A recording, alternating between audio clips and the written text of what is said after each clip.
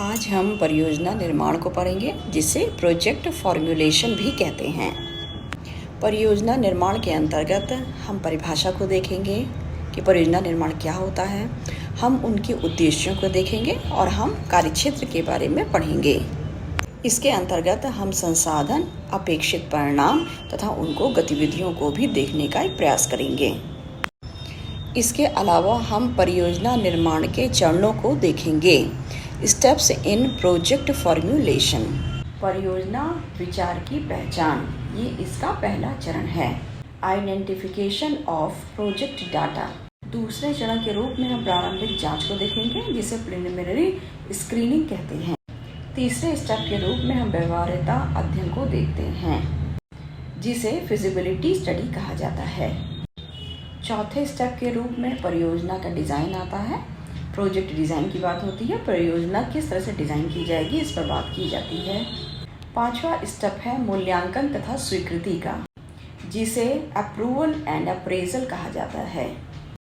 छठा स्टेप होता है क्रियान्वयन का, क्रियान्वयन योजना का, जिसे इम्प्लीमेंटेशन प्लान कहा जाता है। इसके अलावा हम परियोजना निर्माण के प्रमुख घटकों को देखेंगे, जिन्हें कंपोनेंट्स कहा जाता है। फिर हम देखेंगे कि परियोजना का निर्माण क्यों किया जाता है, ये कितनी महत्वपूर्ण है, इसकी इम्पोर्टेंस को एक बार देखने का प्रयास करेंगे। अतः इसमें हम कुछ नोट्स भी देखेंगे, पढ़ेंगे और जानने का प्रयास करेंगे कि परियोजना बनाई क्यों जाती है, परियोजना फॉर्म्यूलेशन कितना ज़रूरी है, क्यों परियोजना का निर्माण किया जाता है, क्योंकि निर्माण करने पे सोचने के बाद ही हम परियोजना को अच्छी तरीके से लागू कर सकते हैं। उसका निर्माण, उसकी इम्पोर्टेंस को एक बार देखने का प्रयास करेंगे। अब हम एमए में किस तरीके से प्रोजेक्ट का निर्माण किया जाता है, प्रोजेक्ट के निर्माण में किन चीज़ों की आवश्यकता हमको महसूस होती है और निर्माण में क्या चीज़ें सहायक हैं, इसको एक बार जानने का प्रयास करेंगे। सबसे पहले हम विषय या समस्या का चयन करेंगे, सिलेक्शन और ऑफ टॉपिक।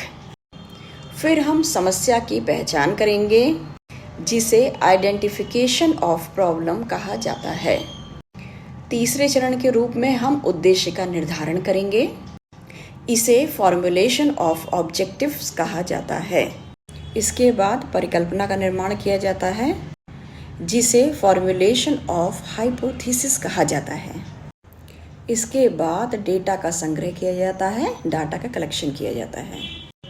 इसके पश्चात डेटा विश्लेषण का काम होता है, डेटा एनालिसिस का काम कहा जाता है। इसके पश्चात निष्कर्ष तथा सुझाव आते हैं, जिसे कॉन्क्लूजन एंड सजेशंस कहा जाता है। और अंत में रिपोर्ट लेखन का काम होता है, जिसे रिपोर्ट राइटिंग का काम कहा जाता है।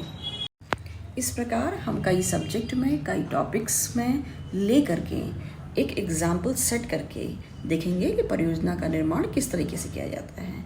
हम आर्ट्स के विभिन्न सब्जेक्ट, विभिन्न विषयों में परियोजना निर्माण करके देखेंगे और एक तरीके से एक उदाहरण प्रस्तुत करेंगे कि पॉलिटिकल साइंस में, एजुकेशन में, एमए एजुकेशन में या एमए हिस्ट्री में या सोशियोलॉजी में या अन्य सब्जेक्ट्स में किस तरीके से हम परियोजना का निर्माण करेंगे।